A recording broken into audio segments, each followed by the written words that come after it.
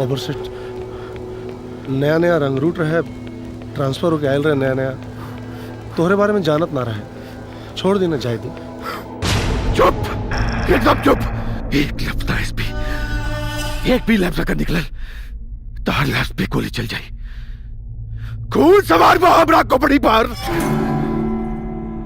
खुदा कसम अगर हमारे बीच में शासन प्रशासन आयल तब पूरे प्रदेश में आग लग जाए।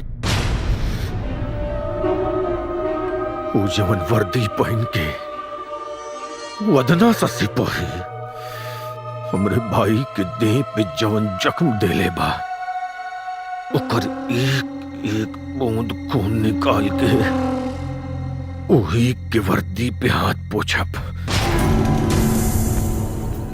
कारे का जरूरत रहल हो राक्षसन से दुश्मनी मोल लेवे के? हाँ? अरे जेकरा सामने जानवर तक के रूह कापेला, ओकरे सामने तोर कौन औकात रे? अरे माई तू कैसन बात करता? ई वर्दी हम काहे खातिर पहनले बानी? गुंडा बदमाश के रोकही खातिर ना। पगला गइल बड़ा तू। अरे जुग जमाना बदल गइल बा, हैं? गुंडन का राज चलता। अरे तो गुंडन के राज ना चले यही खातिर वर्दी पहनले बानी। वाह बेटा, भले तोर परिवार मुसीबत में फंस जाओ, हैं? हमरे परिवार के क्यों आंख दिखाई? हमरे परिवार के तरफ क्यों आंख उठा के देखी, ओकर आंख निकाल ले। अच्छा, केकर आंख निकल बे? केकर आंख निकल बे रहता है? सारा लोगों के साथ जाके खड़ा हो जाइए। तोरा संगे केहू ना आई। अच्छा खासा ड्यूटी करत रहले एसपी के। कुकुर के डरला जो नहीं आई ना यमराज के मुंह में। अरे माई तू काहे ने खुद समझा? चुप, तोर मतारी है, हमरा के मत समझाओ। अरे समझा ना, पहले एसपी साहब के फोन लगावा।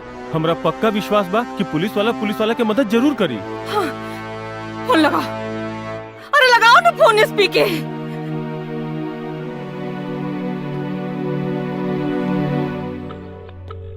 जय हिंद सर। जैन यादव, कहाँ बाड़ा तू? सर हम अपने घर पे बानी सर। सर ये सब कहा होता सर? यहाँ घर के लोग हमके डांटा था, वहाँ पुलिस वाला लोग हमके थाना से भागे कहा था। हमरा सामने क्यों हमरे ऑफिसर पे हाथ उठाई और हम देखी? यादव, पुलिस डिपार्टमेंट के साथ नाइंसाफी बर्दाश्त ना कर। जल्दी आ जा तू। का कहला? अपने घरे बुलाओ तारे। अरे तो जाना, जाना बेटा। अरे जो न रे।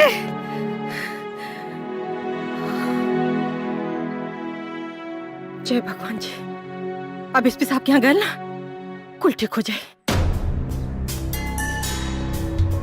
जय हिंद सर। जय हिंद। सर मेरी कोई गलती नहीं है सर। मेरे सामने वो मेरे ऑफिसर पे हाथ उठा रहा था, इसलिए मैंने उसको मारा सर। और फिर मेरे विभाग वाले मेरा साथ देने के बजाय मुझे भागने की सलाह दे रहे हैं सर। मुझे तो कुछ समझ में नहीं आ रहा सर। यादव, तुमने जो किया है ना तुम्हें अच्छी तरह मालूम है। उसके बाद भी अगर तुम्हें समझ में नहीं आ रहा, कोई बात नहीं, कोई बात नहीं, सब समझ जाओगे। बस 2 मिनट वेट करो।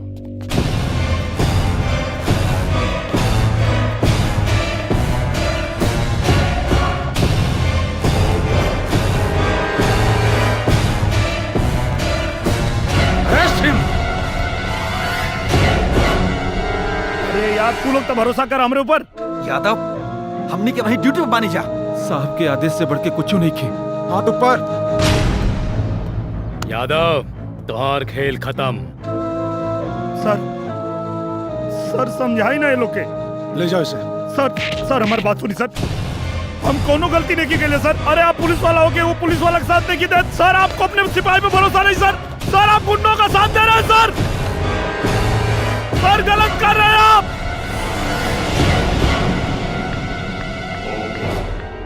भैया वो यादव था ना? आम्रपाली, अब वो इनोसेंट कांस्टेबल यादव नहीं रहा। वो देशद्रोही टेररिस्टों से मिला हुआ है।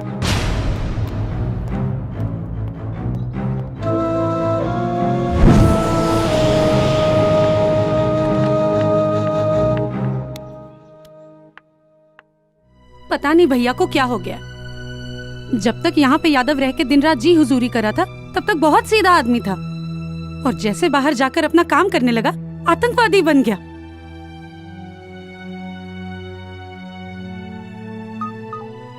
अब मिल गई हैं आप, तो बस इतना कहूंगा कि इस प्यार को इज्जत मिले, कुछ ऐसा करूंगा।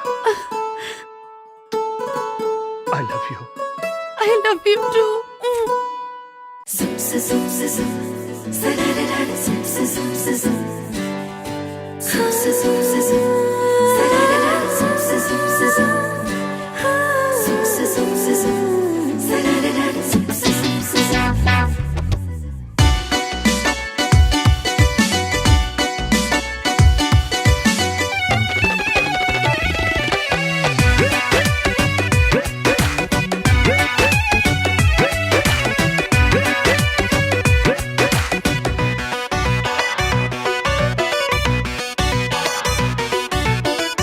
ऐसे काहे देखा तानी ये जिरो चोर खाने, ऐसे काहे देखा तानी ये जिरो चोर खाने, जवानी ये रोए घर जानी।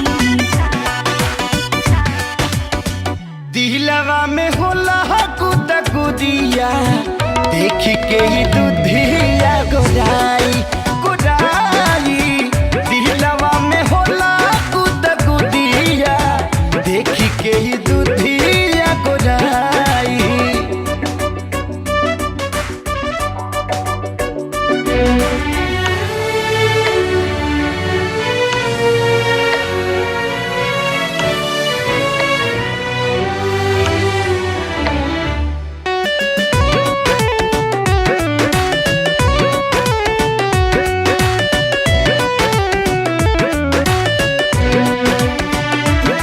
पिया काहे वारी हंसिया गुतायल, काहे अखियां बना समेत सायल। सैया रोवे खातिर देहिया बारसायल, हे सैया जी रोवे खातिर देहिया बारसायल।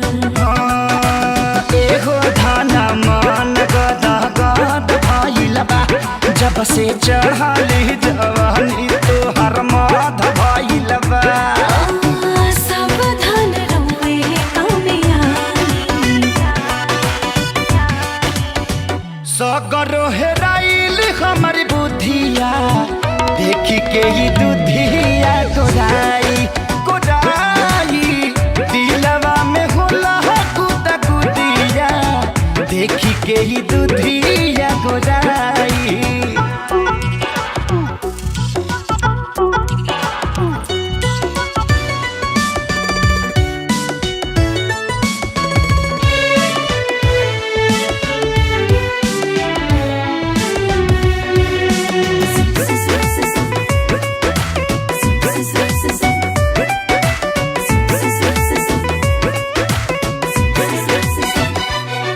रुके कुछ दिन काले खेल जाई, तेरे मन जाके रस मिल जाई। सैया सबर करी हानी ये भेटाई, ए सैया जी सबर करी हानी ये भेटाई।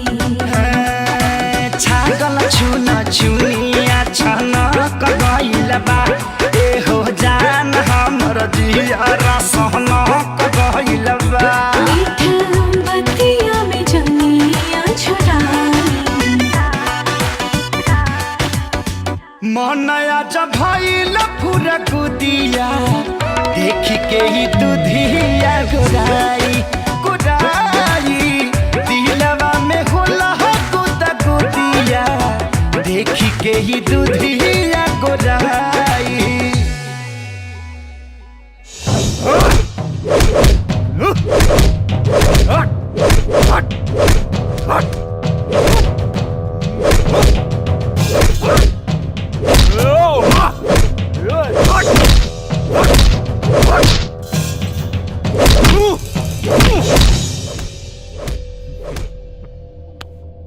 बहुत गर्मी बना तोरे खून में है? कुल गर्मी आज मूत बन के निकली। बब्बर सेठ, ये एगो सिपाही के शरीर है, कितनो मरबे खाली खून निकली। मुंह तेला तोरे जैसन मौगा, वो 4 लाठी में। अरे मारे के मारे के, तब तक मारे जब तक कि मूत न दे। मार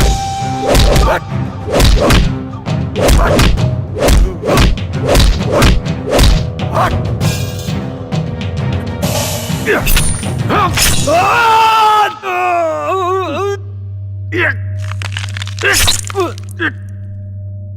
थे, जरूर मुतबे। मूत बब्बर सेठ हमार मौत निकाले में तोरा 7 पोस्ट के मौत बारी आ जाई। सिपाही से चले ताश तो खेलवे खत्म कर देता नहीं। ना ना ना ना ना ना ना ना बब्बर सेठ, पूरा पुलिस डिपार्टमेंट फंस जाई और साथ में तू लोग भी फंस जीबा। अब पार्टी के छवि खराब हुई तो न लग। धोनी के हमेशा 24 घंटा पार्टी का डर लगल बा। अरे बब्बर सेठ तू टेंशन मत ले, एकरा पर तो देशद्रोह का ऐसा इल्जाम लगवाइब ना कि सारा जिंदगी जेल में चक्की पीसी। तब एकरा के पता चली कि बब्बर सेठ से ना बब्बर शेर से टक्कर ले ले बा। बाकी सब लोहा सिंह संभाल नहीं है हो। सिपाही बना देशद्रोही। दिनेश यादव नाम का एक सिपाही जिसकी हरकतों पर पूरा पुलिस डिपार्टमेंट शर्मिंदा है। दरअसल कल हथियारों से भरा एक ट्रक पुलिस के हाथों लग गया। पुलिस के आला अफसरों का कहना है कि यादव पुलिस में भर्ती ही इसलिए हुआ था कि अपने देशद्रोही साथियों की मदद कर सके।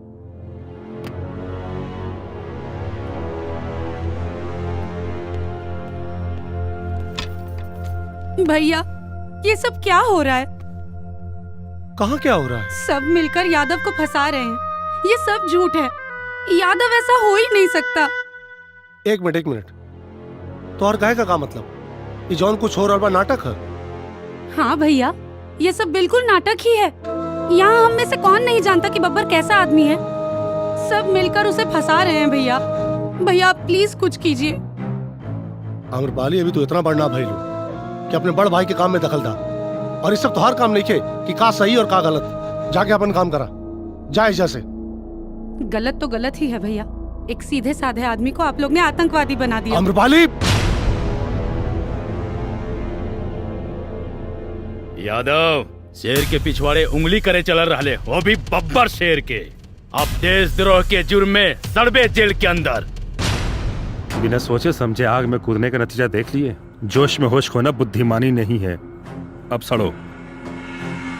सर इसके चक्कर में हमारी वर्दी भी जाती, लेकिन आपने मुझे बचा लिया। हम तैयार हैं सर इसके खिलाफ कोर्ट में गवाही देने के लिए। द्वार प्रमोशन पक्का देव। कल 12 बजे कोर्ट में पेश होते ही तो हर जिंदगी का 12 बज जाए यादव। यादव गलत नहीं है। क्या गलत किया? हाँ, गलत आदमी को पकड़ा और हमारे एसपी ने उसको फंसा दिया। देशद्रोह में चट्टा कहेगा। यादव कटेगा सबको, कटेगा सबको। आप दारू पीकर एसपी को गाली क्यों दे रहे हैं? है ना रे, छोटा है। हाँ, पैसा घूसखोरी लेके एसपी बन गया। हम लोगों को कहते चोरी करो। नल्ला पागल छोटा। तो क्या आप अपने दरोगा साहब से भी नहीं डरते? हमारा दरोगा साहब देखो वहाँ बैठा है। लागत अच्छा। दुर्गा प्रसाद शुक्ल साहब हमारे साथ है। दरोगा साहब बोले करो, तुम जो कर रहे हो सही कर रहे हो। हम कर रहे हैं। हाँ, हमको डर नहीं है, सब सही कर रहा है। जो यादव कर रहा है सही कर रहा है एकदम। आपको सस्पेंड कर देंगे तो कर दे, घंटे से कर देंगे, क्या फर्क पड़ता है? मैं डरता हूँ क्या? वर्दी चली जाए चली जाए। प्रधानी का चुनाव लड़ूंगा, पीटीसी बन जाऊंगा। हाँ, ईमानदारी से काम करूंगा। मैं डरता नहीं हूँ। जाओ, दिया मसाला तुम लोगों को टीवी में दिखाओ, अखबार में छापो। एसपी चट्टा, 1 नंबर का चट्टा। जाओ, तुम लोगों को मसाला दिया, दिखाओ टीवी में। बात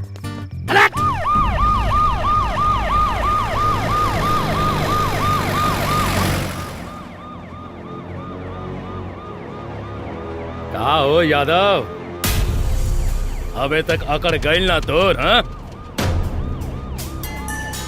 बोले रहनी ईमानदारी के चक्कर में मत पड़। ए हवलदार, बनाओ सुरती जरा। आ यादव को भी खिलाओ। हाँ, यानी जल्दी कर भैया। ये का मसल रहा है बे? बराबर मसल, जैसे सुरती मसल रहा है ना, इसको भी मसलना है अभी। समझ गया? अच्छी। चुप। जी। अरे अच्छी। अच्छी।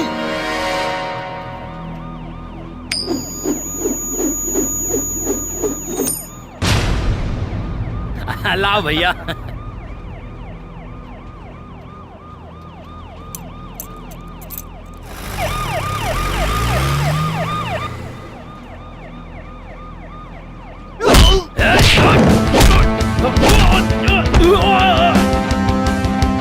चल गाड़ी चल चल।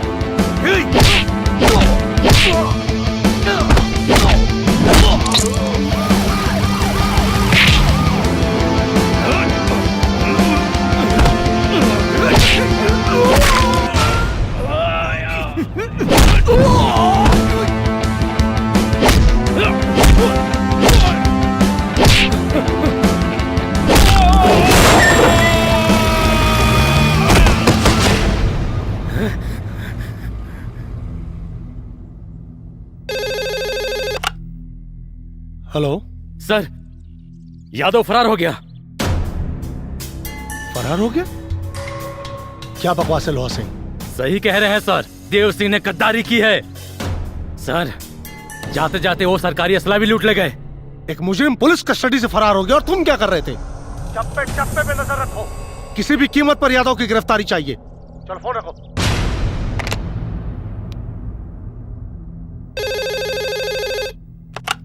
जा रे। अरे धिक्कार बात तोहनी की जिंदगी पर। एगो पता नहीं सा सिपाही तोरा पूरा पुलिस फोर्स के धोखा देके चल गई और तोहनी के हाथ पे हाथ रख के बचल बड़ा सन। खबर से बात सुनो हमारे पहले। हमरे सबर का इम्तिहान मत ले एसपी, ना था आदमी हम जानवर नियर काटी ले। जितना जल्दी हो सके ओके पकड़, पकड़ ओके।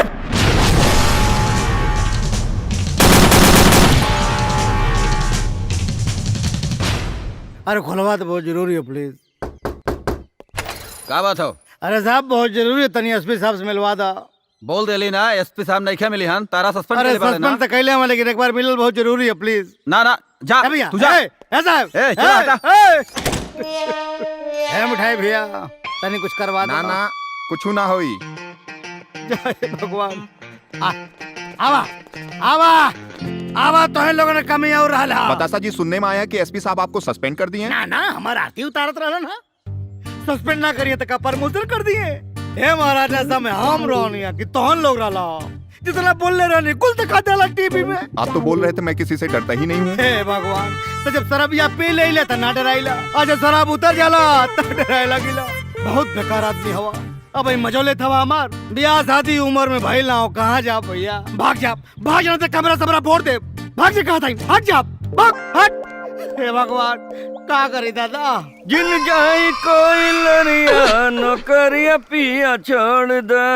ए सेठ का रे? बिरवा खाली गई बा कि स्वीटी से हमारे बियाह के बारे में कुछ सोचबा। मारा ससुर बियाह करबा, मारा पलटा से मुंहे लाल हो जाई। अब्बे बियाह कर या नहीं, चल गिलास धर, सारे चाय पिया।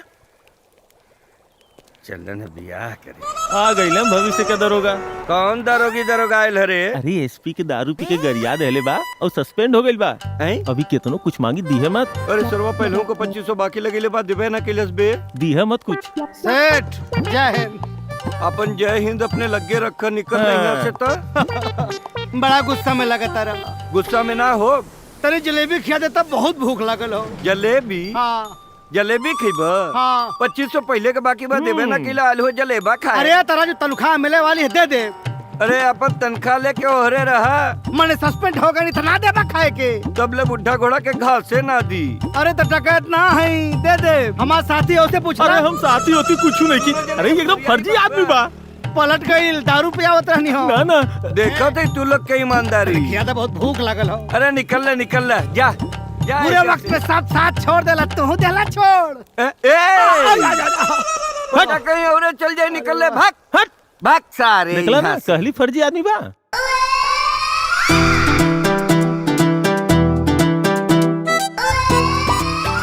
हम हैं स्वीटी और हमरा के अपन दिलबर के इंतजार बा।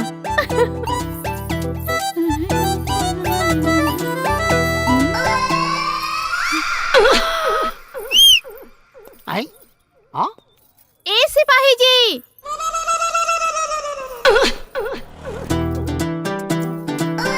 हम अच्छा घर से आई। यो घर से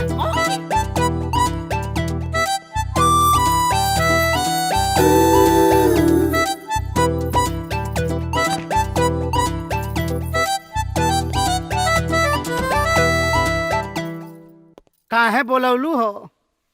बैठा ना। हम तो तोहरे जैसन जवान गबरू मरद ढूंढत रहनी। का इंटरव्यू देला हा? एसपी के तो पूरा फाड़ देला। अरे का फाड़ देली हो? दारू के नशा में कुछ गरिया देनी है। दारू? तू दारू भी पिएला? तो के दारू पसंद है का? अरे मायू, अच्छा तब बतावा कि अब क्या करे कहो? का करे के हा? हम ना तो पे फिदा हो गए हैं और ना हमरा के तो से मोहब्बत हो गई। भूखे पेट मोहब्बत होला का? सूखे संड घूमतानी खाए के है ना जलेबी तक गुप्तवा ना देले सो। अच्छा हाँ, बिना पैसा रुपया के मोहब्बत ना होला। बस इतनी सी बात? हाँ मिल जाई। क्या दे?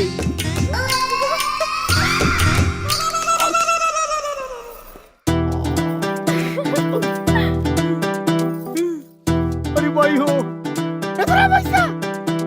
अच्छा सुनो, सबसे पहले अपन ये हुलिया चेंज करा। अच्छा। और आज से तार एक ही काम बा।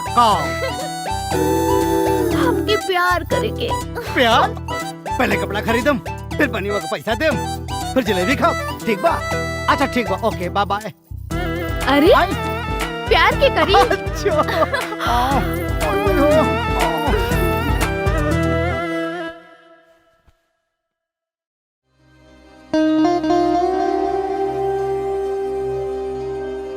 आई लव यू मैडम जी, आई लव यू।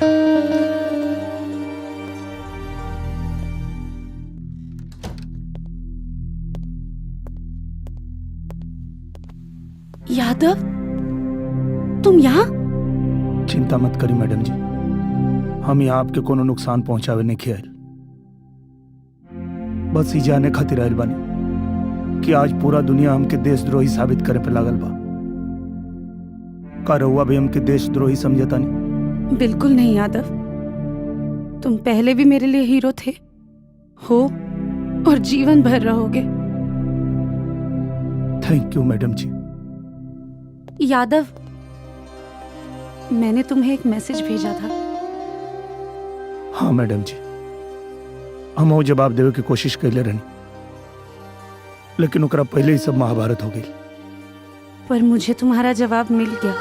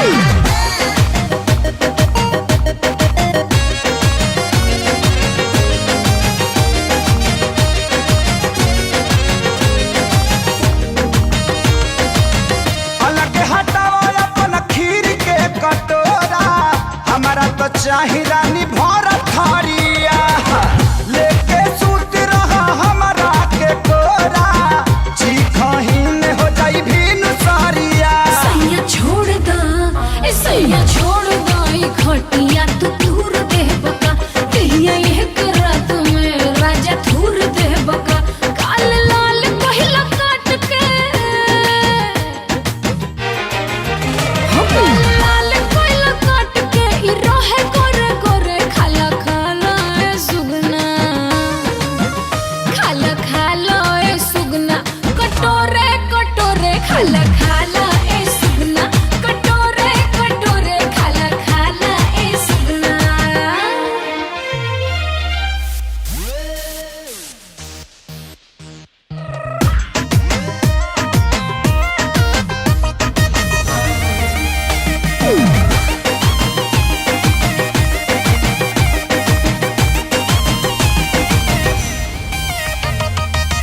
थोड़ा थोड़ा खाई त उड़ जाई तोता ए दिल जान सुन मन ना भरी बस तनी आवा तारा दास नाही होता ऐसे सतईबू तू बोलत भरी सैया रुक जा ए सैया रुक जा तू काहे हड़बड़ करला लहर लूट लोहे लोहे का गड़बड़ करला पहिल मार से डुबकिया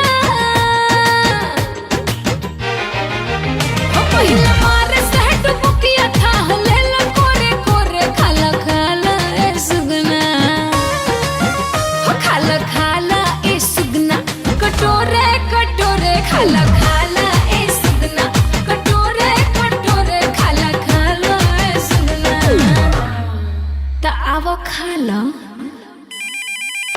हेलो। हाँ लोहा सिंह मैं बोल रहा हूँ। जय हिंद सर। जय हिंद। लोहा सिंह यादव जितना खतरनाक पब्बर सेठ के लिए है उतना ही हमारे लिए भी है। राइट सर, इस बार छोड़ेंगे नहीं, देखते हैं कितना भागता है। हाँ पर एक बात का ख्याल रखना कि यादव तुम? सर यादव आपके घर पे? सर मैं अभी फोर्स लेके आ रहा हूँ। डरी मत, हमके पता बा हमरे वर्दी के दागदार बनाव में बब्बर के साथ आपके हाथ है, लेकिन हम आपके माफ कर देने वो एक खातिर ना कि आप हमारे सर हैं, एक खातिर काहे कि आप हमार होखे वाला सार हैं। क्या बकवास है, दिमाग खराब हो गया तुम्हारा। दिमाग एकदम सही है, यही से आपसे विनती करत हनी, लड़ाई में आप हमारे साथ हो जाए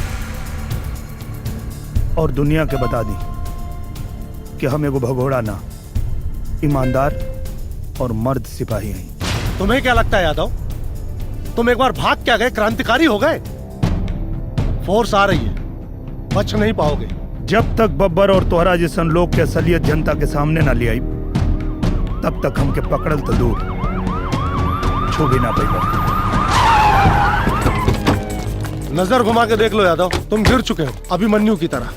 सरेंडर कर दो नहीं तो मारे जाओगे। जब तक हमारा मिशन पूरा ना हो हमके मारे में यमराज के भी पसीना छूट जाए। एक बात और, एक कलयुग है और कलयुग के अभिमन्यु के ही पता है कि चक्रव्यूह कैसे तोड़ल जाला। ये क्या बेवकूफी है, पागल हो गए तुम लोग, मारे जाओगे तुम लोग भी इसकी तरह। सर हम रउआ से कम पढ़ा लिखल जरूर बानी, पर ईमानदारी और बेईमानी में फर्क मालूम बा हमरा के। हम सब यादव के साथ बानी। ए, सब के हुआ अपन गन फेंक दा, ना तो साहब का खोपड़िया खोल दे बेचे। रॉन्ग, बहुत गलत कर रहे हो तुम लोग। देखो मैं फिर समझा रहा हूँ तुम लोगों को, सब के सब मारे जाओगे। सिपाही रे, सिपाही रे, सिपाही रे। गाड़ी तक छोड़े ना चलवा एसपी साहब।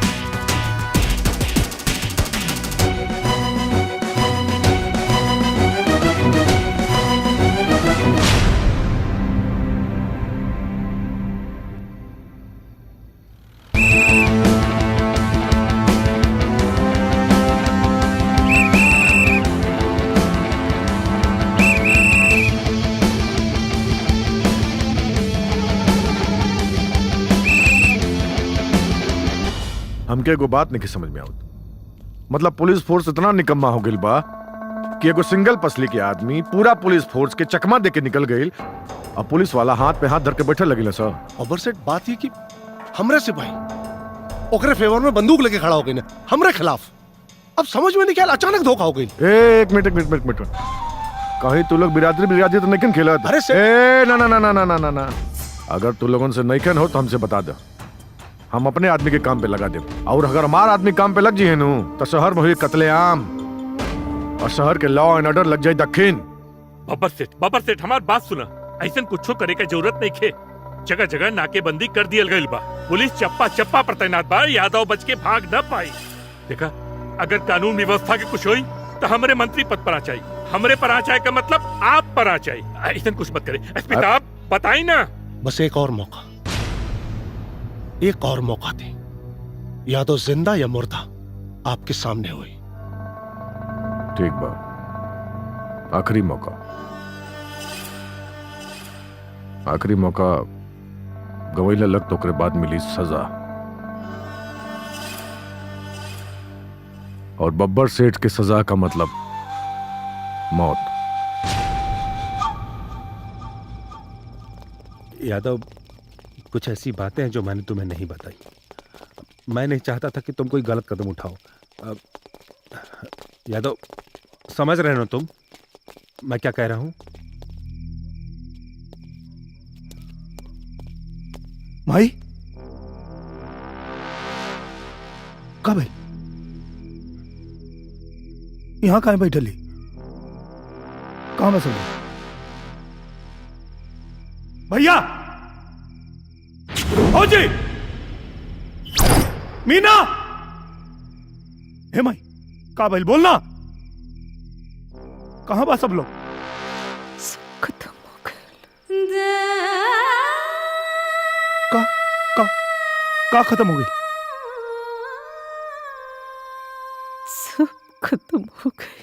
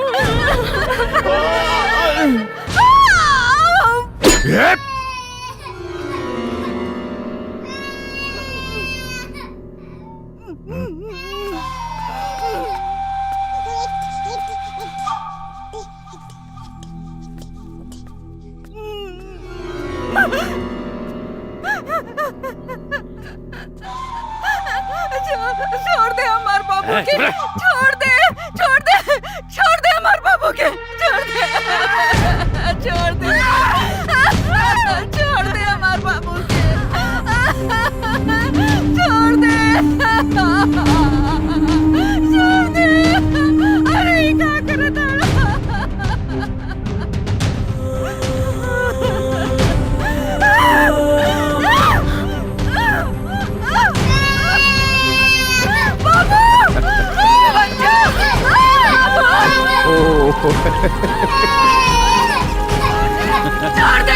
छोड़ दे हरामी।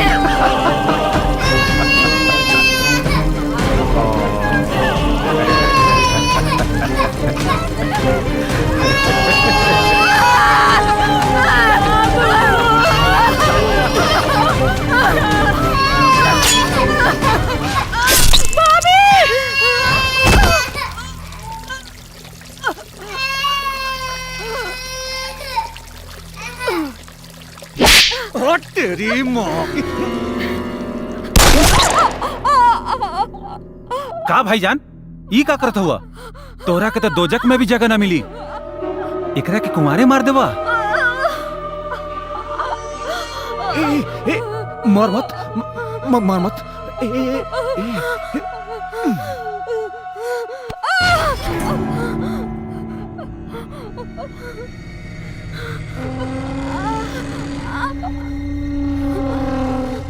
तो के पता बा तू दुनिया का पहला हसीना होके पे जे मरत मरत भी जवानी का मजा चख के मरबे।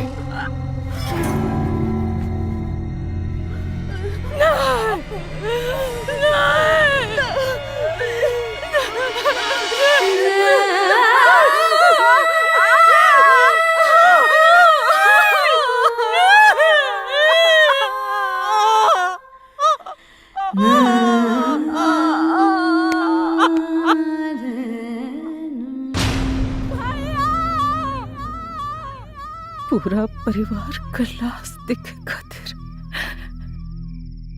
हम 9 महीना कोख में ना पले रही बेटा।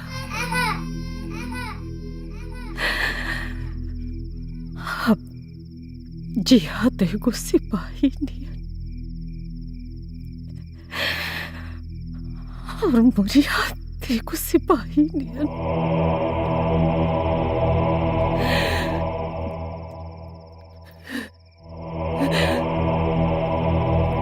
बेटा हाँ माई। वो पापियन में से एक भी पापी जिंदा बची तेरे मतारी की आत्मा की शांति ना मिली। क्यों ना बची माई, क्यों ना बची, क्यों ना बची बेटा, क्यों ना बची माई। लड़ाई में तो और मौत भी हो जाए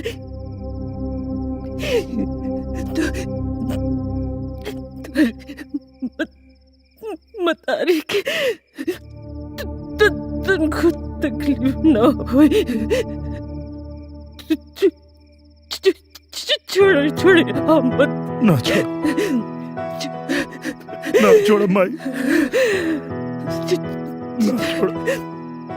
क्यों ना छोड़ माई, माई ना छोड़ माई, ना छोड़ माई, माई, माई, माई,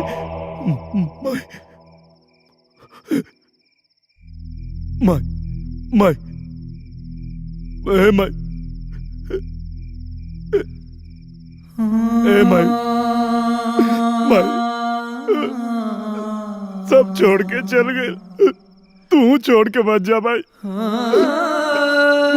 तू छोड़ के मत जा भाई, मत जा भाई।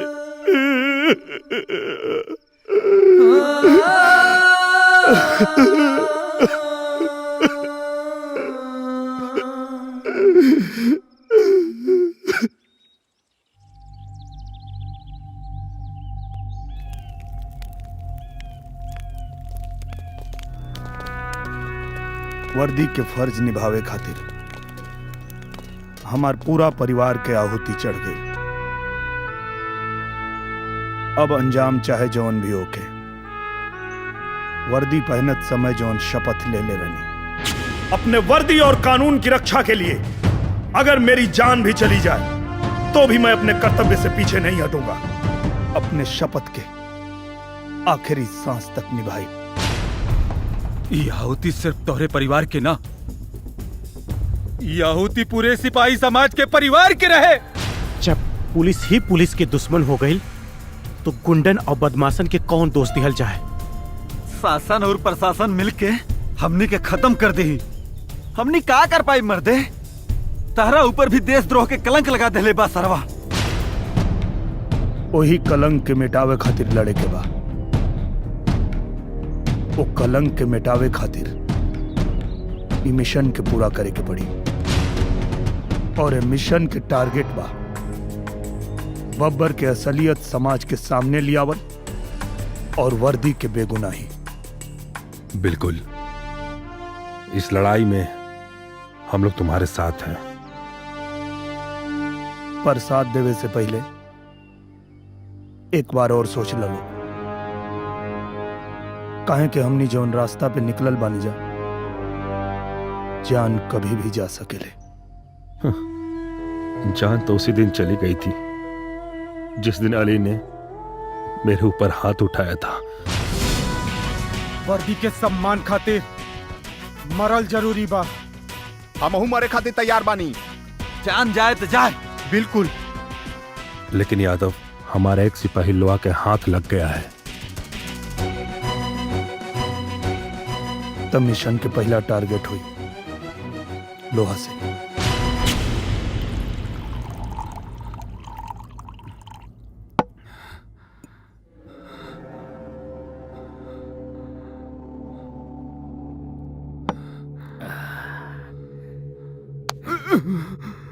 हमके पता तो यादव के बारे में जाने ले। ना साहब हमके कुछ पता नहीं। बोल ससुरा वो कहाँ मिली? ना साहब हमके ना मालूम। बता दे ना तो तोरा के। ना साहब हमके कुछ पता ना। मार के तोर चटनी बना दे। ना साहब हमके कुछ पता ना। नहीं क्या पता तोरा के? नहीं साहब हमके अरे कुछ बहुत पता ना। मार हम सच कहता नहीं साहब हमके कुछ पता ना। बहुत मार खाई बे रे। नहीं साहब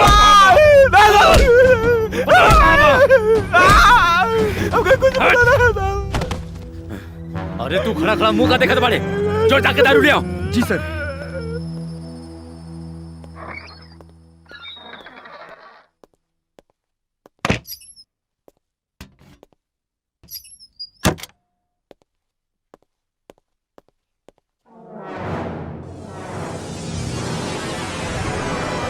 अरे बाप रे, यादव सर, हमका कुछ ना पता सर। यादव। हाँ? यादव जी सर। सर सर ऐसे रहे।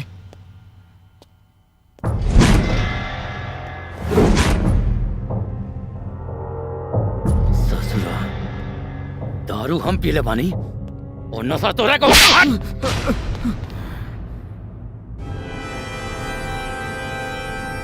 सिपाही रे,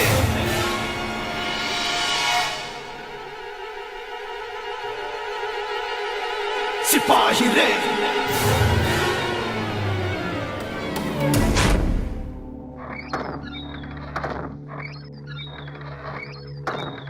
ये क्या होता?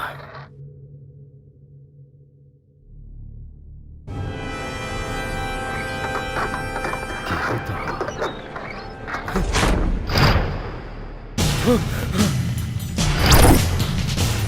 तू हमरा के खोजता रे और हम तोरा के।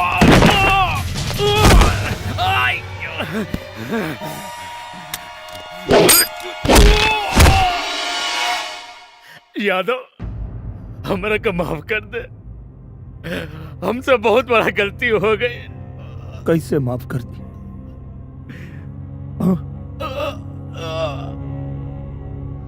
आज एगो सच्चा सिपाही कानून तोड़े पे मजबूर हो गए। का गलती के लिए रनिया? माफ कर दे यादव। बताओ का कसूर रहे हमार? ईमानदारी से ड्यूटी के लिए रन, ये कसूर रहे ना? माफ कर दे यादव। हमारा परिवार के का कसूर रहे? बोलना, बताओ। माफ कर दे। हमारा भाई के क्या कसूर रहे? हमारा भौजा के क्या कसूर रहे?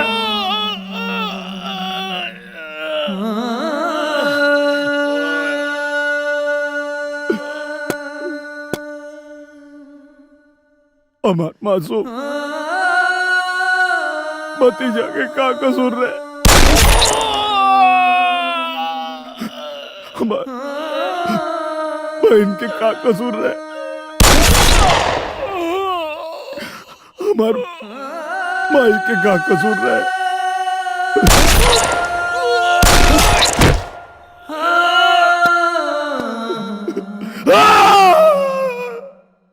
नया मॉडल बुझाता रे। हाँ भैया। हाँ? कल रात में मंगवा ली। हाँ ना तो 8-10 गो और भी मंगवा ले। लेकिन ठीक हो भैया, ठीक। ले रहा।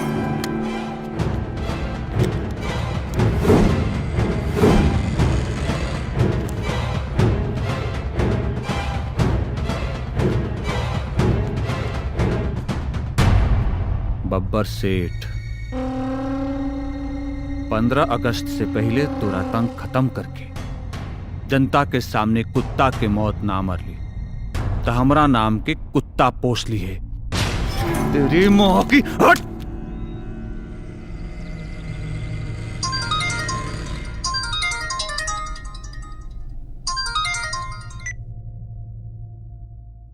का बब्बर सेठ, कैसन लगल हमार तोहफा? बहुत अच्छा, बहुत अच्छा। बाकी एक बात याद रखिए, हमारा रिटर्न तोहफा तो के बहुत महंगा पड़ी। इतना जल्दी कबा? सब इकट्ठे दे दिए। बहुत जल्दी तोरा के एगो और तोहफा दे। तब तक के लिए बाय।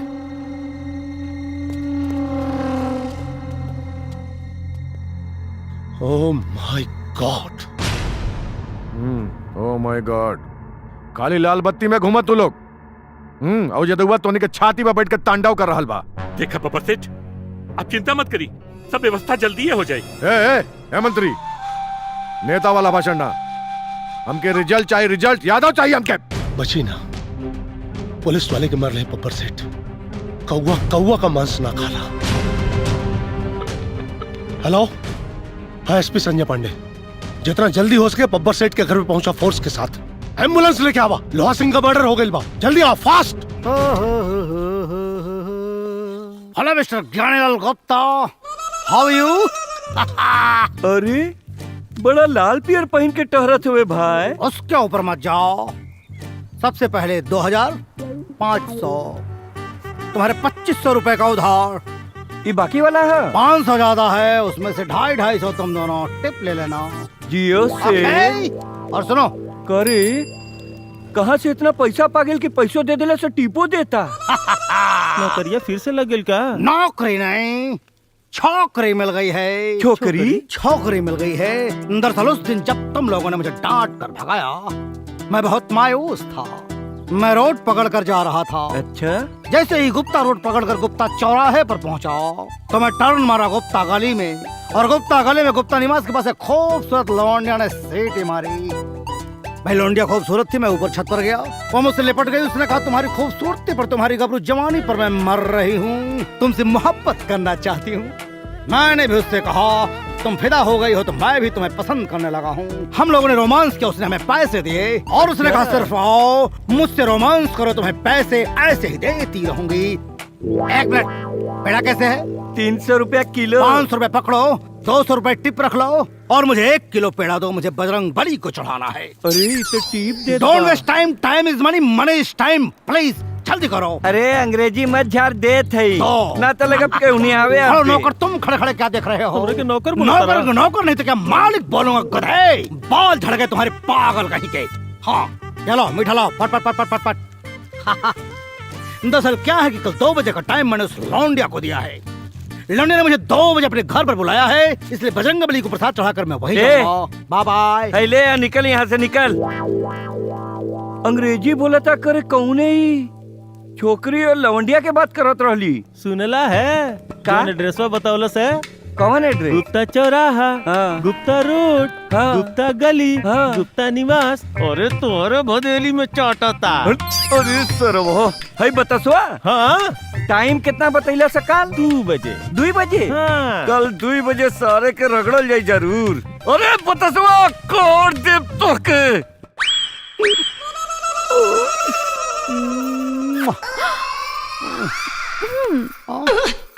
का स्वीट हार्ट, स्वीटी कितना स्वीट से ओट छोड़ के कहाँ लागल बड़ा? करे जा, तोरे बदन में जहाँ भी छुईला लागल रसगुल्ला टपकत हो। साची आई तो हर करे जा धलकाता इतनी तेज का है। आई लगता कि राहु के तू आ गई। राहु के तू? भैया भैया कहाँ जा गए तोहार? अब हम घर के कहाँ छुपाई?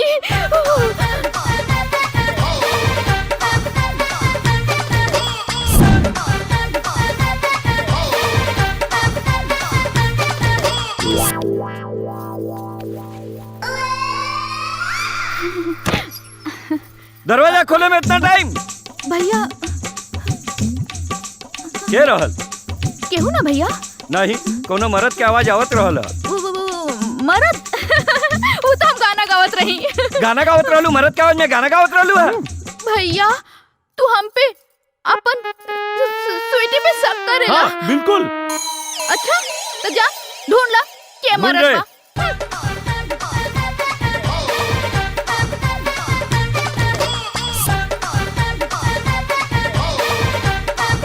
का भैया हो गल सब शक दूर?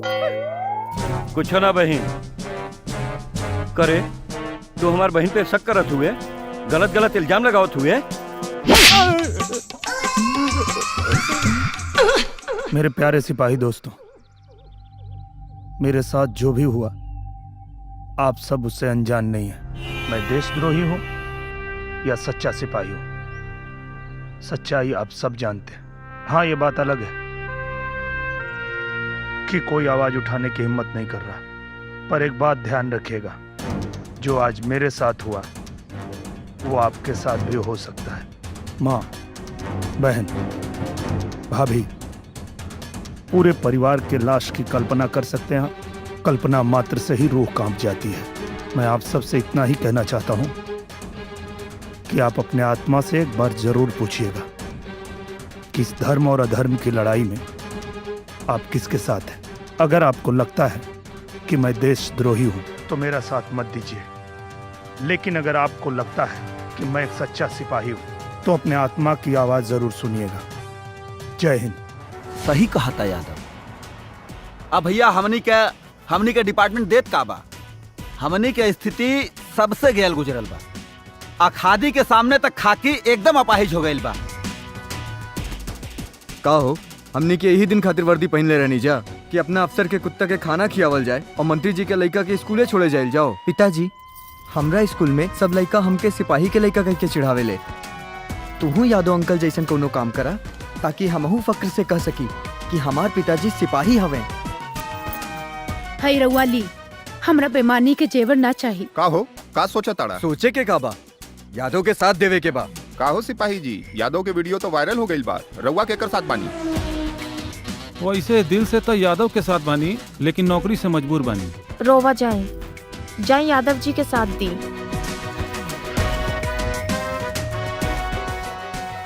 जाए यादव जी जैसन इज्जत कमाई। शूटिंग कर चल रहलन, ले गल न वीडियो। अरे बिना सोचे समझे काम करे का कौन जरूरत रहे, हो गल न मुराद पूरी। अरे ऐसे तो हम परेशान हो गए बानी, एक दिमाग में नहीं काम करता। कुल खून के गर्मी कपार पे चढ़ गिल भाई करे, मन करता निकाल के चप्पल मारी जा चप्पल भाई। अब भैया का करी, हमारा का पता रही यादव। चुप। अब का करे के बताओ लोग। जेल जाए के पड़ी हैं? दोनों जने के जेल जाए के पड़ी और का? ए सुना, दहिया के चमड़वा निकलवा के भूसा भरवा दे वहीं। हाँ, भूसा भरवाते। जानवर काटत रहले ना, आदमी कटबा। अब इतना मुश्किल से तुहार इमेज समाज में बनैले है, जेल न जेबे तो क्या करबा है? देखा एक बात बता दे, हम लोगन के सत्ता बा, हम लोग हई, तब पे तू बचल हुआ, हम लोग गईली ना तो चल जेबा। समझाई आप। मंत्री जी सही कहता रहे, जनता भड़क चुकल बा, ध्यान भटकावे खातिर जेल जाए जरूरी है। जब मामला शांत हो जाए रउआ लोग बाहर आ जाए, हम संभाल ले। रउआ लोग जाए। आओ जद हुआ हीरो बन के घूमत आतावन। अरे हीरो के जीरो बनावे में तो हमार पीएचडी बा, एसटीएफ का गठन हो रहा बा। एनकाउंटर में इतना छितरा हुई ना होकर कि पतो न चली कहाँ चल गई। रउआ लोग जाए। जेल चल जाए, जेल चल जाए, इस सुविधा छोड़ के जेल चल जाए। अरे महाराज, ये हवेली राउर घर है तो जेल समझ ली ससुराल बा, और राउर वहाँ सुरक्षा और सुख सुविधा खातिर आपन आदमी जेलर बा ना। टेंशन मत ली, चल जाए। ठीक बा, जेल हम चल जाए, लेकिन ज्यादा दिन ना रुकब। अगला जुम्मा के हमरा अम्मी के बरसी है, फातिहा तो हमके मजारे पे पढ़ब। इससे पहले वो यादव खत्म होके चाहिए। मेरी बात मान जाओ, तुम समझ क्यों नहीं रहे हो? मैं तुम्हारे बिना जी नहीं सकती हूँ। बब्बर और अली दोनों को जेल हो चुकी है, अब तो तुम लोग सरेंडर कर दो। मैंने भैया को फोन पर बात करते हुए सुना, एसटीएफ और कमांडो वाले आ रहे हैं। अगर तुम लोगों ने सरेंडर नहीं किया तो सब मारे जाओगे। एसटीएफ और कमांडो भी एक सिपाही होते हैं, और जब तक मैं अपने आप को बेगुनाह साबित नहीं करूंगा कोई मुझे रोक नहीं सकता। आपको क्या लगता है अगर मैंने सरेंडर कर दिया तो ये लोग मुझे छोड़ देंगे? नहीं, मीडिया, शासन, प्रशासन सब उनके लोग हैं और हमें सरेंडर करने का मौका नहीं दिया जाएगा। भून देंगे वो लोग हमें।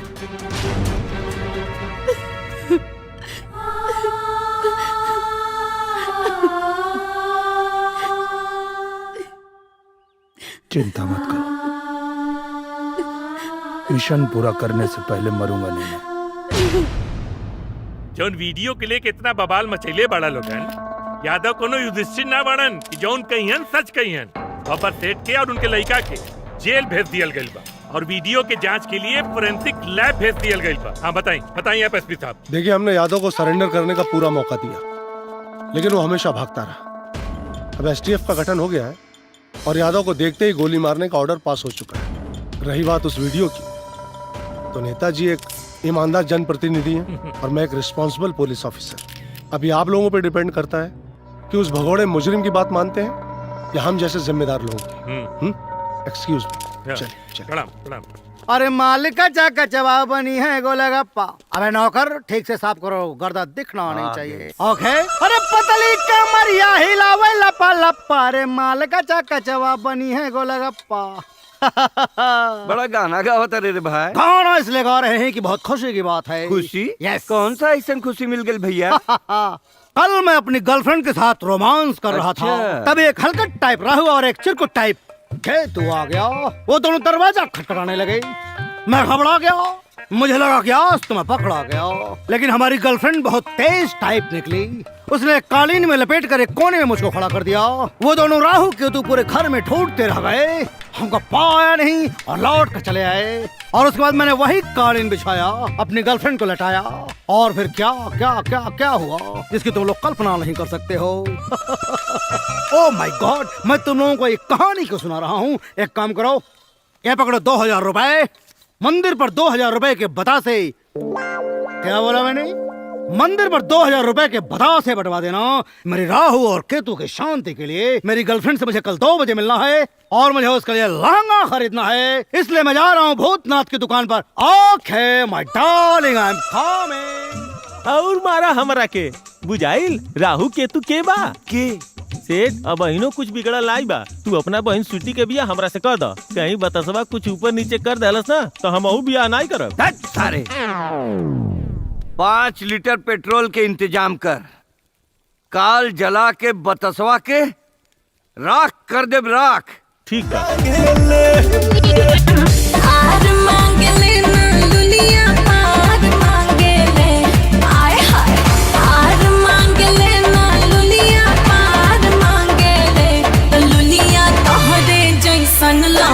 हर भातार मांगे ले लुलिया तोहरे जैसन लामा, हर भातार मांगे ले।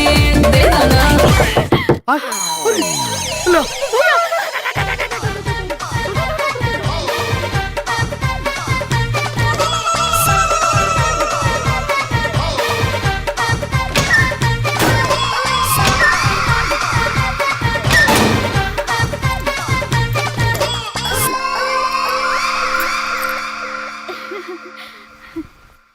भैया चुप। का भेल भैया? चुप रह। घर में बहुत बुरी आत्मा घुसल है। अच्छा आत्मा? आज पेट्रोल छिड़क के हवन कराबो के जलाई, पक्का जलाई। नहीं भैया, ऐसा तो कुछ नहीं बा। बिल्कुल है, बहुत कुछ है। ई का कर? अरे जल्दी जल्दी छिड़क, जल्दी जल्दी छिड़क। नहीं भैया, जल्दी जल्दी छिड़क। तो के समझ में आवत हो? कुछ ना समझ में आवत हो। प्यार के भूत चढ़ला। मालिक माचिस मारी, जलाई जल्दी जलाई। ना भैया, जलाई से पर्दों में लगाई, पर्दों में। हाँ पूरा घर में आग लगा दी सेठ जी। वो में हाँ जलाई सेठ जी जलाई। अरे भैया ओमे सब कुछ जल के राख हो जाए, आज का भूत जल जाए। भैया तोहर कुल संपत्ति जल के राख हो जाए। बुतावा अरे बुता जल्दी बुता। पकड़ निकालो जल्दी।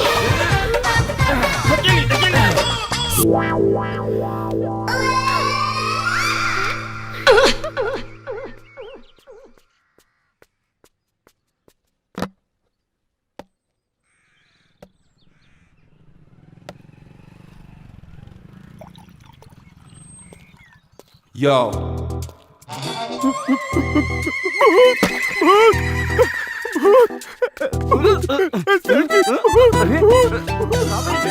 मिस्टर ज्ञानीलाल गुप्ता।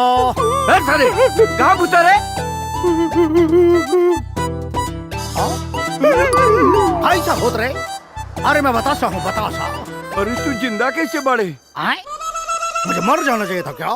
ना कहीं तुम लोग मेरी मौत की साजिश में तो नहीं लगे हो? ना क्योंकि कल तुम्हारी ही तरह दो गधे राहु केतु घर में आग लगाकर मुझे मारने की कोशिश कर रहे थे, लेकिन वो तो मैं बच गया। मेरी गर्लफ्रेंड खुदा की बनाई हुई नंबर 1 पीस है।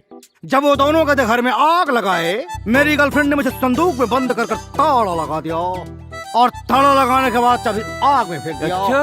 हाँ, और उसके बाद जब वो जलने लगा तो फिर लड़की ने कहा, मेरी गर्लफ्रेंड ने, देखो तुम्हारी सारी प्रॉपर्टी जल रही है। दोनों गधे अपनी खोपड़ी में लाद कर बॉक्स बाहर निकाले और मैं बच गया।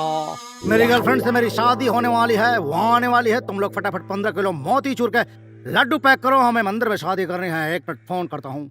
Darling, oh my darling, my sweet heart, my baby, come on, जल्दी आओ, मैं वेट कर रहा हूँ तुम्हारा।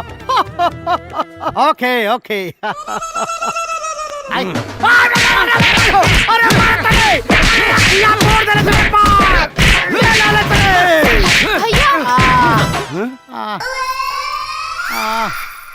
भैया स्वीटी, मत मारा इनके। ए स्वीटी। हाँ।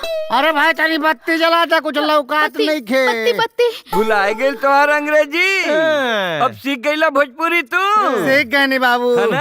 अरे मेरी भाई हो। ठीक ना? ए स्वीटी, ए बचा लाम के मार डरे कुलो। का हाल बना देले बा। छोड़ दे भैया इनके। कहे छोड़ दी? अरे का भैया, हम इनका बच्चा के माई बने वाला बानी। ए भैया, ए ज्ञानी गुप्ता भैया, हमके जायदा, हम जाते हैं लुधियाना, कोई खेती वेती करब कुल भैया, छोड़ दे हमके जायदा। कहीं ना जाके मैं ब्याह करके ही जाके पड़ी। का करबा ब्याह करके? इतना पेल के मार दे ले हवा, आँख हो गए हवा अनहर। जितना लड़का बच्चा पैदा हुए सारे कुल अनहर पैदा हुए हैं। अब चाहे अनहर पैदा हो चाहे ढेबर पैदा हो। अच्छा, तो के तो ब्याह कर रही के पड़ी ससुर। हमार का होई? तू मामा बन गया सारे। मामा? चुप!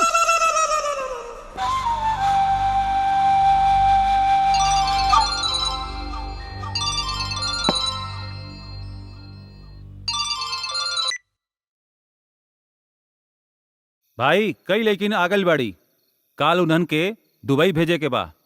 एक लड़की तक कमाले बिया, कैसा हूँ वहाँ से निकले के व्यवस्था करा, रात रंगीन हो जाई भाई। चल चल रख, ठीक बा, हम बताओ तनी। आई आई भाई। भाईजान 4 घंटा खातिर जेल से बाहर निकल कर व्यवस्था करी ना। पगला गल बड़े, कुछ ऊपर नीचे हो गए तो सारा प्लान गड़बड़ा जाई। भाईजान भाईजान प्लीज, सिर्फ 4 घंटा खातिर, 4 घंटा बाद हम खुद वापस आ जाए, कुछ ना हुई। भाईजान जेल में मन एकदम औजिया गेल बा, प्लीज भाई। ना मन बे। अच्छा ठीक बजो, लेकिन जल्दी आ जाइए। ठीक बा भाईजान, ठीक बा। ए जेलर, हमार भाई 4 घंटा खातिर बाहर जाई, व्यवस्था करा। अरे जैसन राव रिक्शा सेठ जी, चला ली बाबू। जो भाईजान खुदा हाफिज। खुदा हाफिज। ध्यान से जाइए।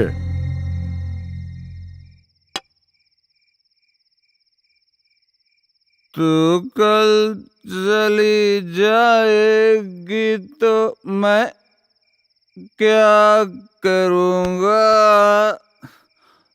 तू याद बहुत आएगी तो मैं दुबई चलाऊंगा। भाईजान आओ तनी। तुम जाओ, उधर जाओ, शू शू करने।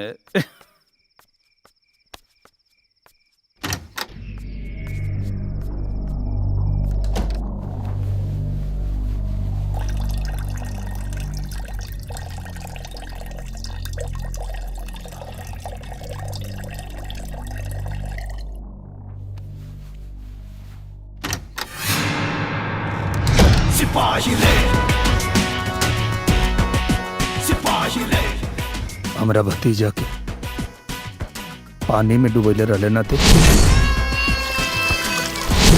आज तोरा के तोरे मौत में डुबाए ताकि तोर आत्मा घिना के तोर शरीर छोड़ दे।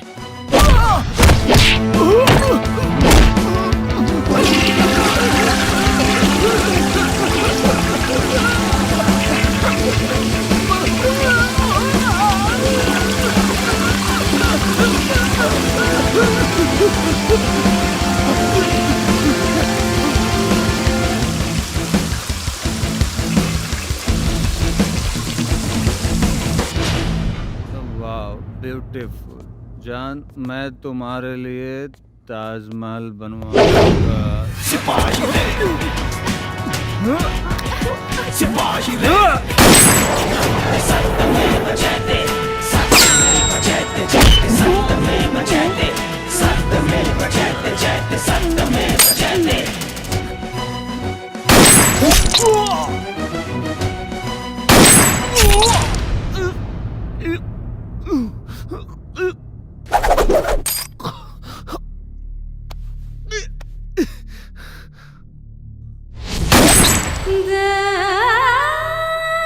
मर मत, मर मत, मरिए मत।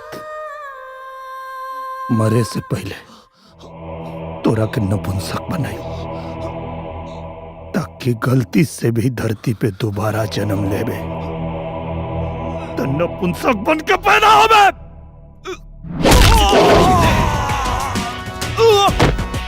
सिपाही रे, सिपाही रे, मरिए मत, मरिए मत, सिपाही रे, मरिए मत।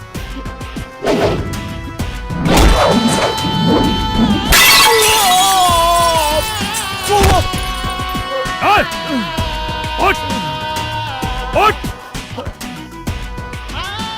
तानी मार मत, मार मत।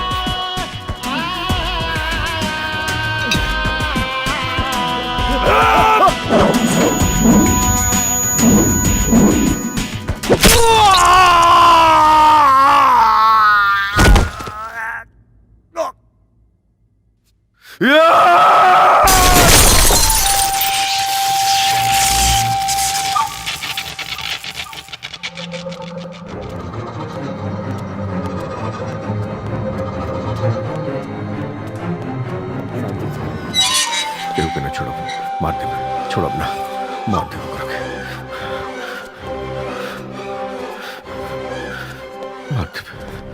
और सेट पर का जरूरत रहे अली की जेल से बाहर भेजला के? कौनो काम करे से पहले एक बार पूछ तो ले ले होती। अरे जवाब देत मुश्किल होता, कैदी जेल से बाहर गई कैसे? अरे हमारी बात सुना तब ना, अब भाई को गोली मार दे रे। वही दिन तो काबिल रही, लेकिन तू रोक ले ओके। बाबर सेठ, देखा वीडियो बहुत वायरल हो चुकल बा। अब वो जनता की नजर में हीरो बन गई बा।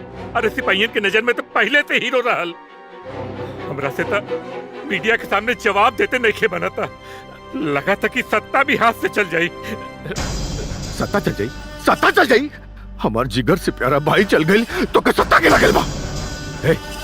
कान खोल के सुन ले तू लोग, अगर ज़ारत से पहले उजत हुआ ना ठोकाइल तो तू लोग के तोड़ के फेंक दे।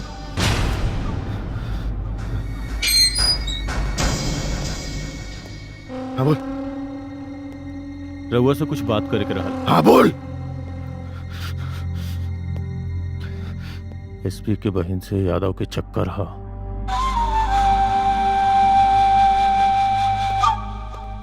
करे गद्दार, नमक हराम, तोरे बहन का चक्कर बाऊ यादव से और तू हमें आज तक न बतौले। हम खुद शर्म से डूब गए बानी। यादव के खून से हमारी इज्जत वापस आई। अरे एक नंबर के बेवकूफ बाड़ू तू, एक नंबर के बेवकूफ। ये बात पहले ही बता दिले होते, बिल्कुल करे कन्नू बता ना आइत। एक काम कर, जो जाके अपना बहन से कहो कि तू ऐसे ब्याह कर खातिर तैयार बड़े।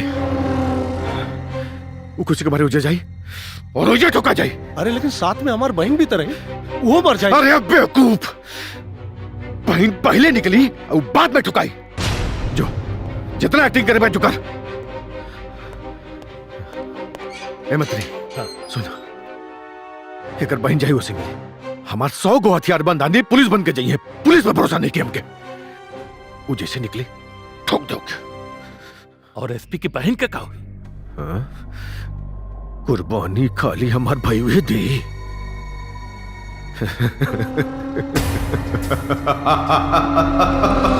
सर बस जेल तक पहुंचने का रास्ता मिल जाता। मिल जाएगा यादव।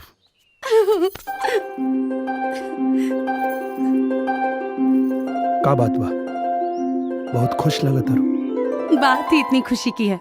भैया को अपनी गलती का एहसास हो गया है और वो हमारी शादी के लिए राजी हो गए हैं।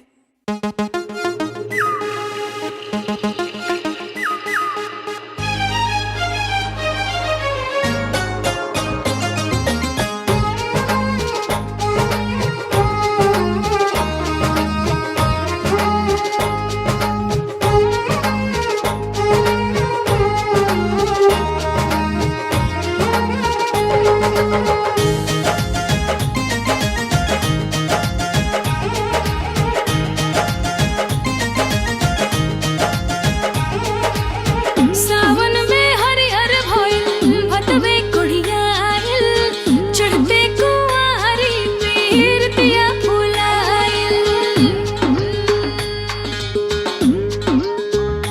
हो सावन में हरिहर भइल भतवे कुड़िया आइल चढ़ते कुंवारी पीर दिया फुलाइल बहल जब कत की बेयार धनिया बहल जब कत की बेयार धनिया पूरे पूरे चुए लागल प्यारे धनिया पूरे पूरे चुए लागल प्यारे धनिया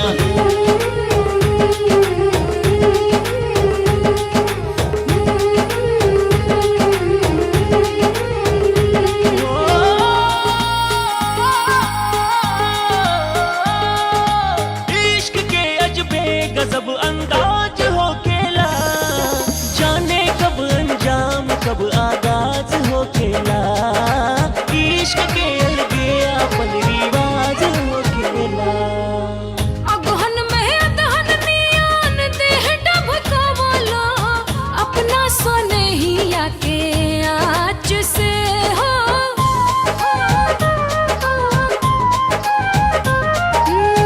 अगहन में अदहन नियान देह डबकावलो अपना सोनहिया के आँच से ए फूस में रूस गैलू खुश हम कैनी तोहे अकबरिया में ताब के हो माघ में चढ़ल रजऊ महुआ मदन रस फागुन में फागुनी फुहार हो लागल जब तोहके चहता रे धनिया लागल जब तोहके चहता रे धनिया पूरे पूरे छुए लागल प्यारे धनिया पूरे पूरे छुए लागल प्यारे धनिया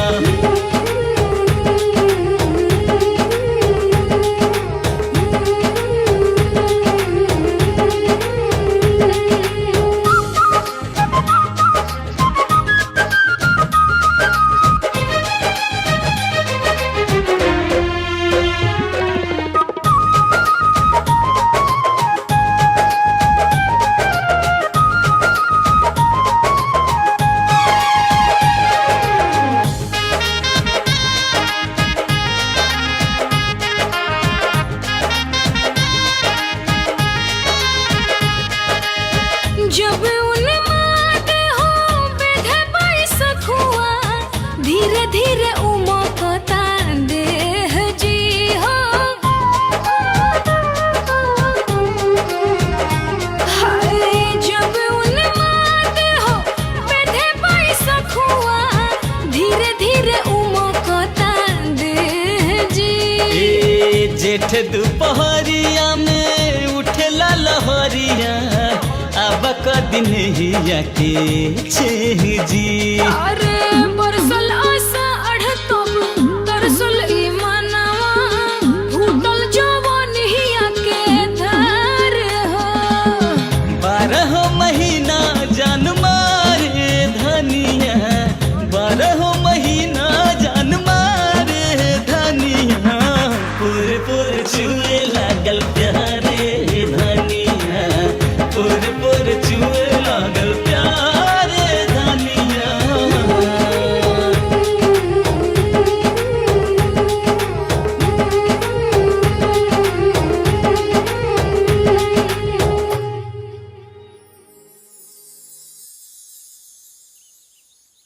तोरे भैया पे कैसे भरोसा करी? कर लो भरोसा। भैया ने तो ये तक कहा है कि वो कोर्ट में तुम्हारी तरफ से बयान देंगे।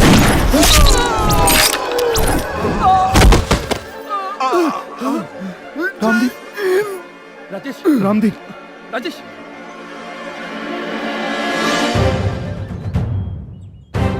चारों तरफ से घेर लो।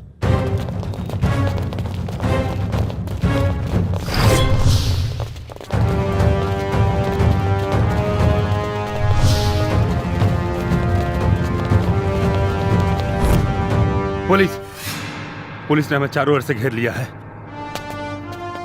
तुम्हारे भैया धोखा दे रहे।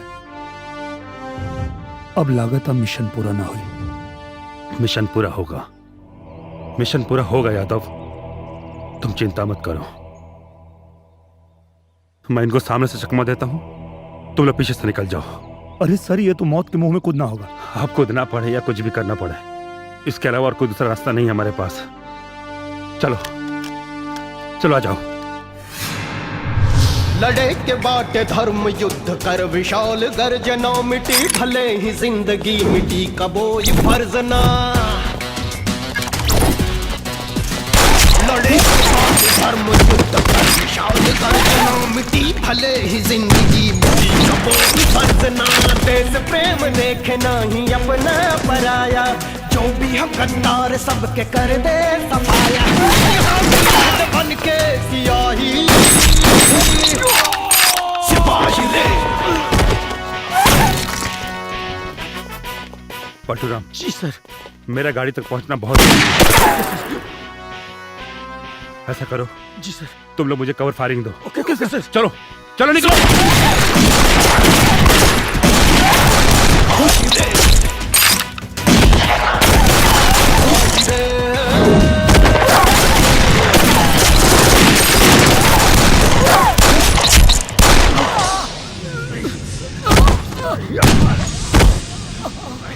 कटवारू, पलटू, जय साहब, जय।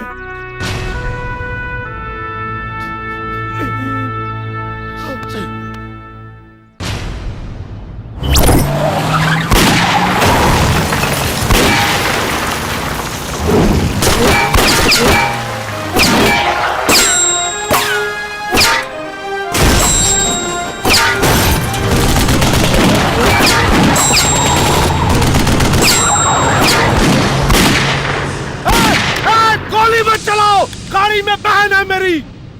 बब्बर सेठ ने कहा है सबको उड़ा दो। पागल हो गया बब्बर सेठ। चलो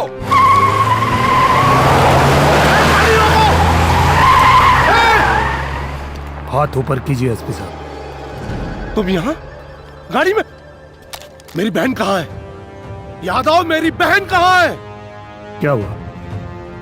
बात जब खुद पे आई तो सख्ते में आ गए। मैं अपने मकसद की कामयाबी के लिए किसी लड़की का इस्तेमाल नहीं करूंगा। चिंता मत कीजिए, आपकी बहन सुरक्षित है। अमरपाली, आर यू ओके बेटा? जाइए मैडम जी, इनके साथ गाड़ी में जाइए।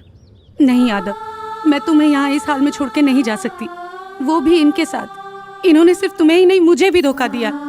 आई डोंट ट्रस्ट यू भैया। मैं कह रहा हूँ गाड़ी में जाइए, बैठिए आप। चिंता मत करिए, मुझे कुछ नहीं होगा।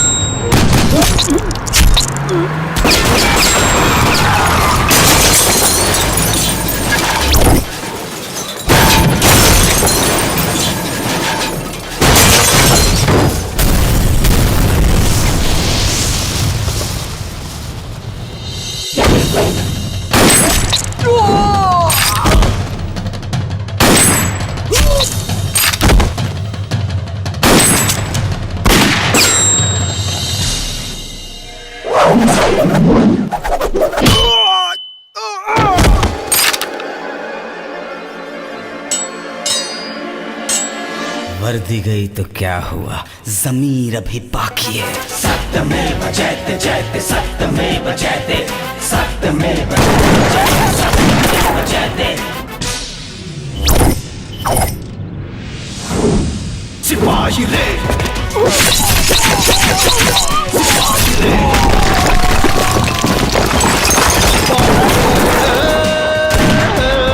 हरी सिपाही रे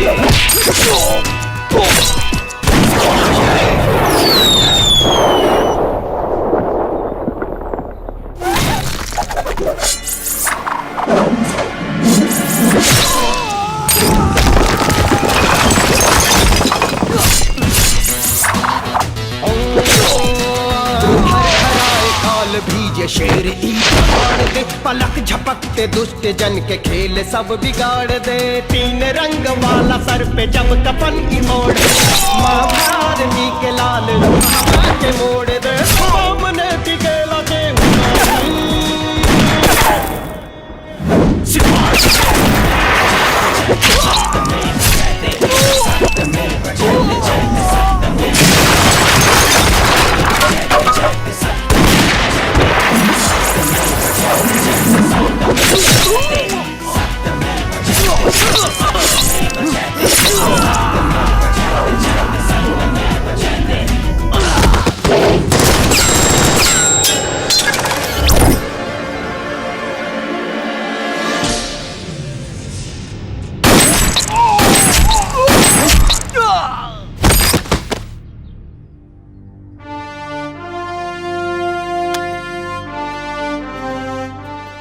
Amrapali, now you can trust me. Yadav, गलती तो हुई है मुझसे, बहुत बड़ी गलती हुई है, और अगर गलती मुझसे हुई है तो इसका प्रायश्चित भी मैं ही करूंगा।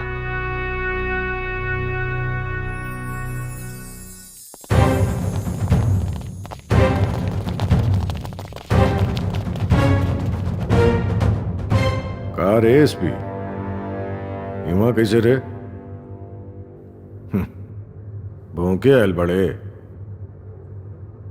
भौंक भौंक। भौंके ना, काटे आयल मानी। सिपाही रे सिपाही रे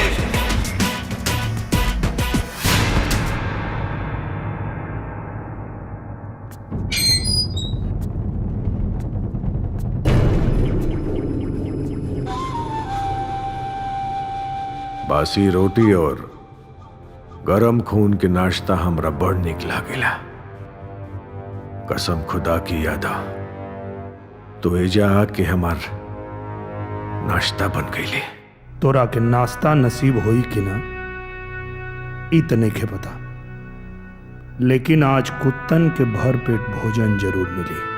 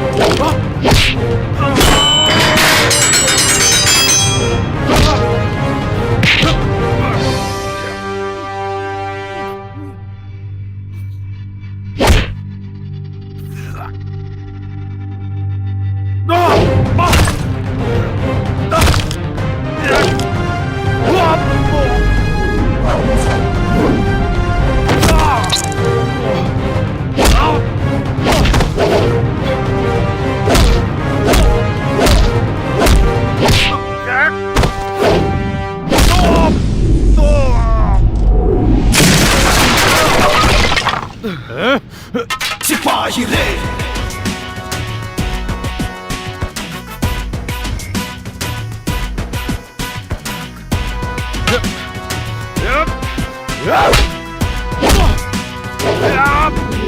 सिपाही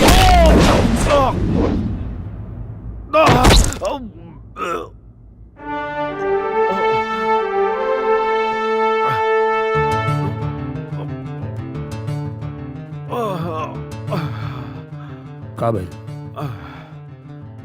नाश्ता ना करबे?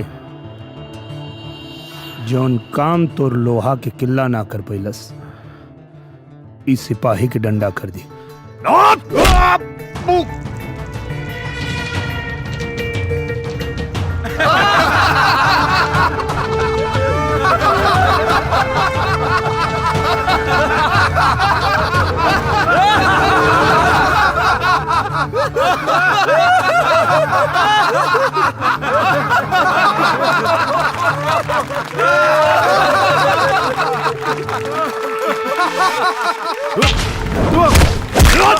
देख आ गई ले देश के कर्णधार अपने ईमान धर्म के तोरा पास गिरवी रख के यहाँ आइल बाणे आजादी के जश्न मनावे।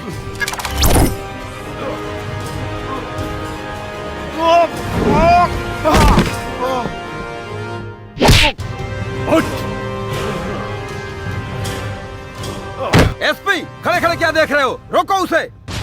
नहीं सर, आज यादव को कोई नहीं रोक सकता। ये एक सिपाही की लड़ाई है, उसे लड़ने दीजिए। एसपी तुम अपने फर्ज के साथ गद्दारी कर रहे हो। आज पहली बार तो ईमानदारी कर रहा हूं सर, अब तक तो गद्दारी ही की है। You are suspended. कल जाती है आज चली जाए सर, नौकरी की किसको परवाह है। यादव अपने आप को सरेंडर कर दो वरना मारे जाओगे। मरता मोई दिन गई रानी जो नादिनी कुत्ता एगो सिपाही के वर्दी के जूता के नीचे रोत दिले रहे। देखा देखा यादव, सजा देले कानून के काम होला, आम आदमी के ना।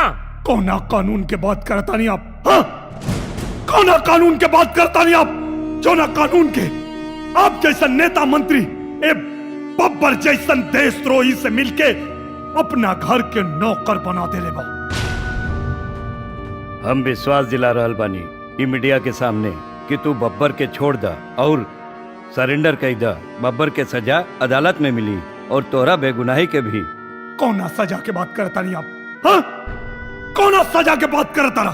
कौना जेल में रखबा? ये जेल में जो ना जेल में ही दारू शराब पियता वो एयर कंडीशन रूम में दोनों लोग के मेहरबानी से। सच पूछा बब्बर जैसन देशद्रोहियन खातिर जेल कोनो 5 स्टार होटल से कम ना। और तोरा जानकारी खातिर इहो बता देता नहीं कि जेल में हजारों अपराधी ऐसा हमें जो जेल के अंदर से कोनो न कोनो नेता मंत्री खातिर काम करेले। सैकड़ों अपराधी ऐसा हमें जो जेल में रह के अपन कारोबार चलावेले।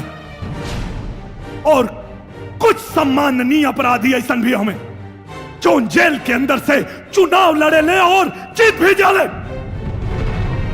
और कुछ पूजनीय अपराधी ऐसा भी हमें जो जेल के अंदर से सरकार चलावेले। तोहार कहे का मतलब इस देश पे कानून नाम के कोनो चीजें नहीं खे। अरे इस देश में प्रजातंत्र हो और नेता ही देश का मार्गदर्शक होला। दुर्भाग्य बा हमारे देश के जनता के जो तोनी जैसे नेता के हाथ में देश के बागडोर सौंप लेवा। झूठा वादा करके विधायक सांसद बनला के बाद तोनी के टारगेट का होला? करोड़ों की गाड़ी, 5-10 बंगला, ये 5 साल के लक्ष्य होला ना तोनी के, जौन जनता तोनी के चुन के भेजले बा, कबो बिना सिक्योरिटी के वही जनता के बीच में जाके देखा। अगर चमड़ी न नोच ले तकैया। एक बात बतावा, प्रदेश एकदम सुरक्षित बा, कानून व्यवस्था एकदम सही बा, केकरा दम पे बोले लो? ये पुलिस डिपार्टमेंट के बल पे। वही पुलिस डिपार्टमेंट के एगो सिपाही के का तकलीफ बा, कबो जाने की कोशिश कैला? तोनी के तनख्वाह मिलेला लाख रुपया बिना टीडीएस कट ले, और हमनी के 20,000 वो टीडीएस काट के। सरकारी बस, रेलवे, सब जगह तोनी लोग के फ्री सेवा। तो हर लड़का पढ़ी है कन्वेंट में, और हमारा लड़का सरकारी स्कूल में।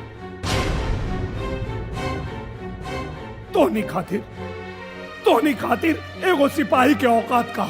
सिपाही देश का असली हीरो होता है। अच्छा, ते कोई ईमानदार सिपाही से अपने बेटी के बियाह करवा? कबल चुप कहे हो गए लोग? ओकरा खातिर तो तू लोग आईएएस पीसीएस कोनो नेता मंत्री के खानदान ढूंढेला लोग। अरे सच बात तई है कि तोनी लोग के नजर में एगो सिपाही के औकात नौकर से ज्यादा नहीं है, लेकिन हमनी के वर्दी तोहरा बेटा के स्कूल छोड़े खातिर नहीं खे पहन ले। तोहरा घर में पार्टी होई तो वहां मेहमान के स्वागत करे खातिर नहीं के पहन ले। आज बताई हम कि एगो सिपाही के औकात का होला। देखा यादव, तोरा से एके गो बिनती बा, तू बब्बर जैसन अपराधी के मार के गुनाह मत कर। आज तई गुनाह करब ही गुनाह, काहे कि अगर आज हम भी गुनाह ना करब तो ये हरामी पता ना और कितना गुनाह करी, पता ना और कितना परिवार के बर्बाद करी। आज तो हम ही गुनाह कर, काहे कि वो दिन दूर देखे जब एक जैसन कतली ई देश चलई है, और ही हम ओखे ना दे हिंदुस्तान के कतली ना चलई है। यादव,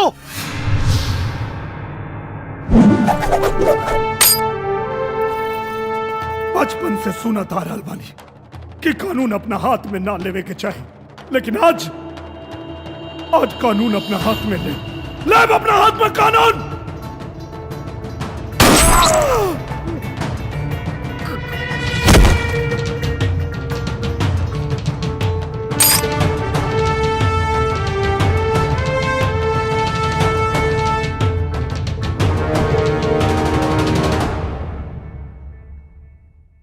भारत माता की जय। सिपाही सत्यमेव जयते जयते सत्यमेव जयते। सिपाही सत्यमेव जयते जयते सत्यमेव जयते। सिपाही जयते जयते सत्यमेव जयते। सिपाही सत्यमेव जयते जयते सत्यमेव जयते।